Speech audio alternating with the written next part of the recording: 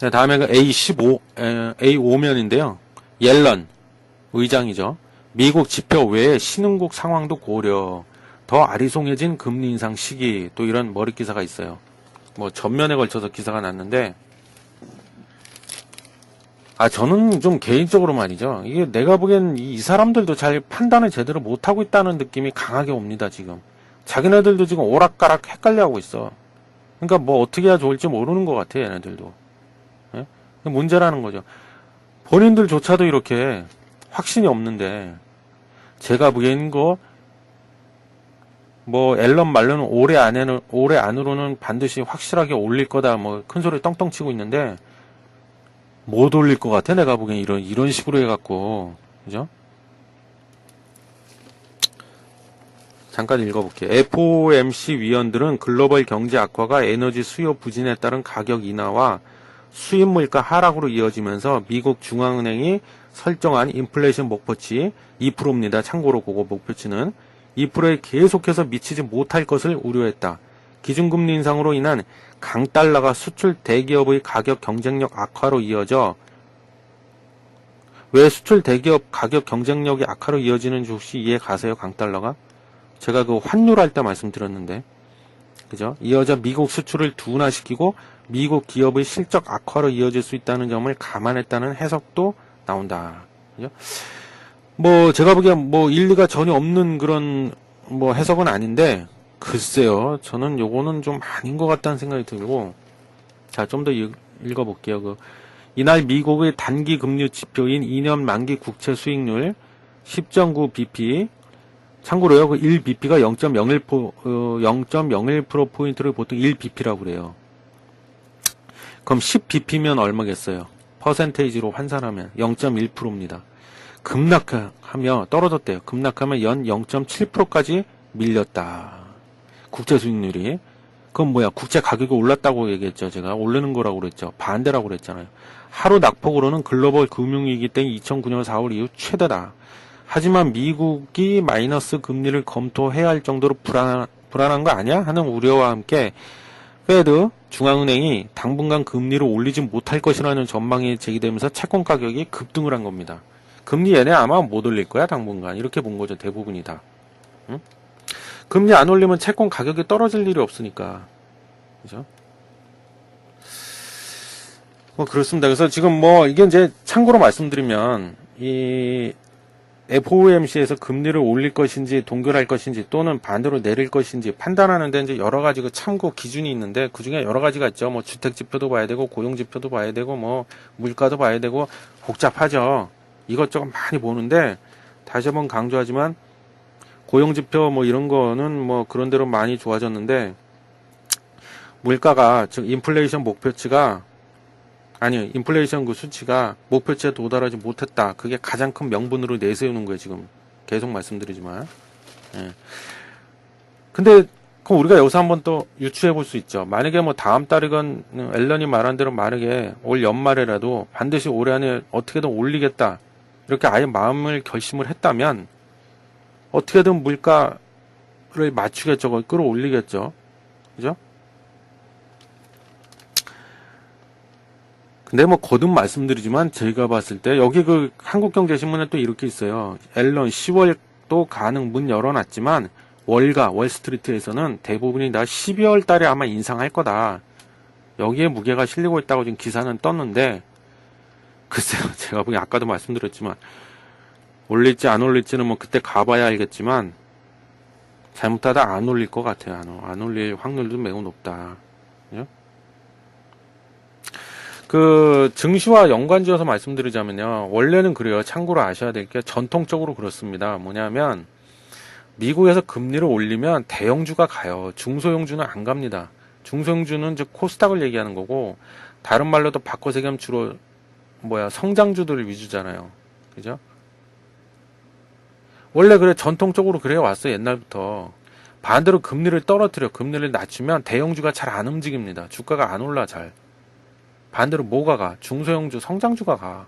그래서 올 초까지만 해도 제약, 바이오, 화장품 이런 게 날라갔던 게 그래서 그런 건데, 아까도 잠깐 언급했지만 뭐 이제 금리를 올릴 것이다. 금리 인상이 임박했다. 이러니까 이제 대형주가 가고 중성주가 또 요즘 계속 쉬고 있었죠. 제약바이오 화장품 이런 것들이.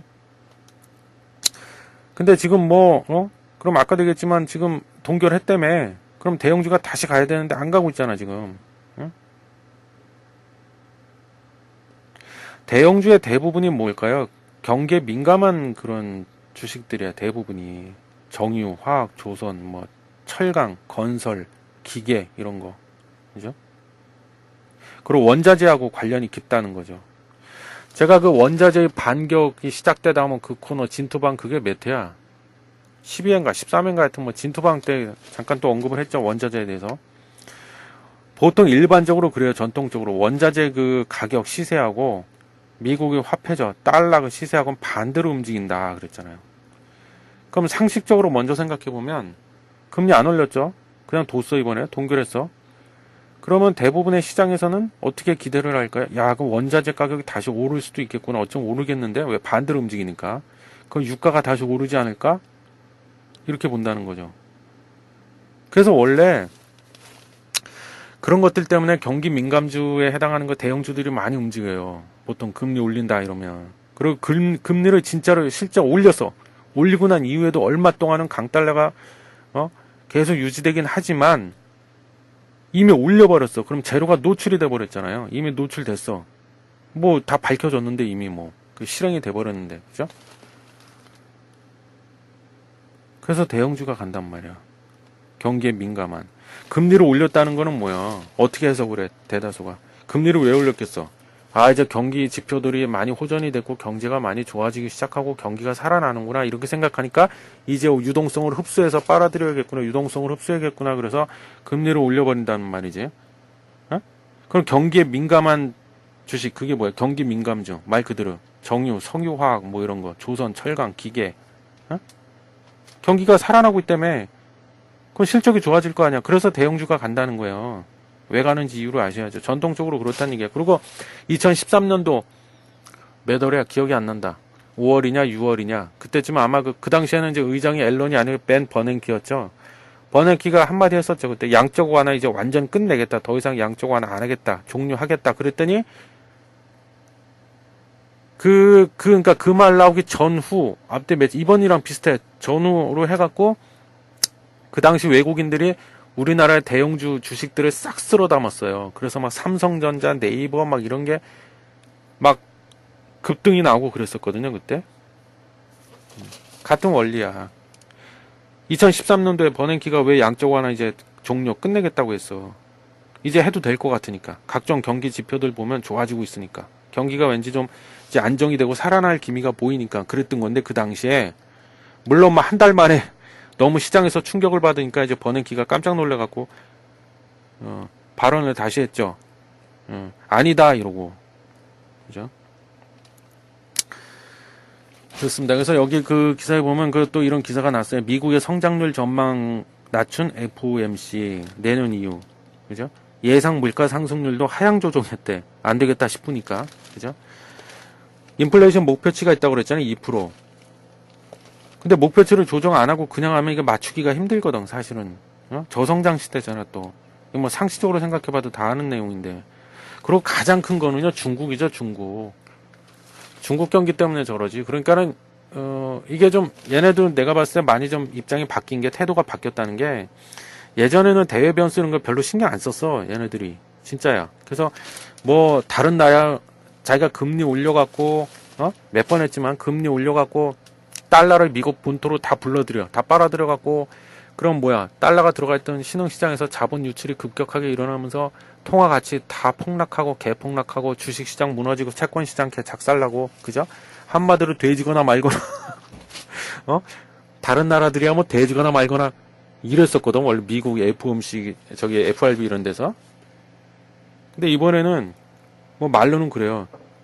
중국의 경기 둔화를 많이 참고했다 이번에. 그러니까 그걸 외면할 수가 없었다 이렇게 나오는데, 제가 아까 서두에 그랬잖아요. 뭔가 약간 좀 뭔가가 좀 있는 것 같습니다. 제가 왠지 그랬잖아. 어디 한 군데 나라 좀 개 작살나기를 바라는 것 같습니다. 그랬잖아요. 예. 원래 안 그러던 애들이 갑자기 왜 그러냐고. 물론 뭐 아까 기사 제가 잠깐 읽어드렸지만 자기네도 타격이 있긴 하지 없다고 할 수는 없지. 하지만 상관이 그죠. 뭐 완전 상관이 없다고 할 수는 없지만 견딜 수 있단 말이에요. 미국은 왜 기축통화국이잖아요. 응? 근데 왜 중국 핑계를 대고 지랄이야. 웬 중국 핑계. 응? 그래서 하여튼 성장률을 낮췄대요. 근데 이거 보면 진짜 금리를 연내에 인상을 하겠다는 의지가 강하다고 볼 수도 있긴 한데 이걸 봤을 때는 또 잠깐 읽어볼게요. FOMC 위원들은 미국 경제의 장기 성장률을 1.8에서 2.2%로 지난 6월 전망치인 2.0에서 2.3%보다 낮췄다. 3개월새 최대 0.2%포인트 낮춘 것이다. 그죠? 응? 성장률 전망치를 낮췄다. 여기에 물가 상승률도 하향 조정했다. 더불어서 같이. 성장률 낮추니까 당연히 이것도 낮출 수밖에 없겠죠. 월스트리트 저널은 FOMC 위원들이 저인플레이션 상황이 당분간 개선되기 어렵다고 보고 완전 고용에 해당하는 실업률 목표치를 낮춰. 이걸 낮췄답니다. 실업률에 대한 목표치를. 응? 예를 들면 실업률이 뭐 기존에는 목표치가 5%, 실업률 5% 이걸 딱 목표로 잡았었는데 더 낮췄다는 얘기죠.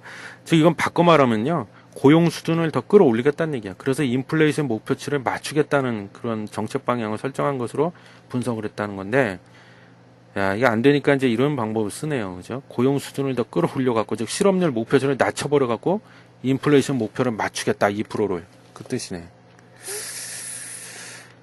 그래서 뭐 다만 이 경우 일자리 자체의 지속적인 증가와 함께 시간당 임금 상승률이 얼마나 뒷받침될지도 변수여서 FOMC가 금리 인상에 확신을 갖기 쉽지 않을 것이라는 전문가들의 분석도 제기됐답니다. 예. 그 요거는 제가 아까 제 예상 개인적인 생각과 좀 일맥상통하네요. 그죠? 연내에 못 올릴 수도 있어. 점은 아니. 더 정확히 표현하면 안 올릴 수도 있다는 얘기죠. 예, 못 올리는 게 아니라. 하여튼 뭐 이렇습니다. 그래서 그 결론만 얘기하면 혹시 주식 투자 하시는 분들은 제가 뭐 늘 얘기하지만 조심하세요. 예? 최소 12월 말일까지는 조심하시라는 거예요. 다시 한번 걱정돼서 말씀드리는데 뭐 전문가라고 뭐 깝죽대는 인간들 뭐 말 듣고 그냥 덮어놓고 아무거나 사지 말라는 얘기예요. 그러다 큰일 납니다. 지금. 왜? 누차 강조해요. 불확실성, 변동성이 최대 여전히 살아있고 그게 해소가 안 돼 있기 때문에 어디로 튈지 몰라 주가가. 아셨죠?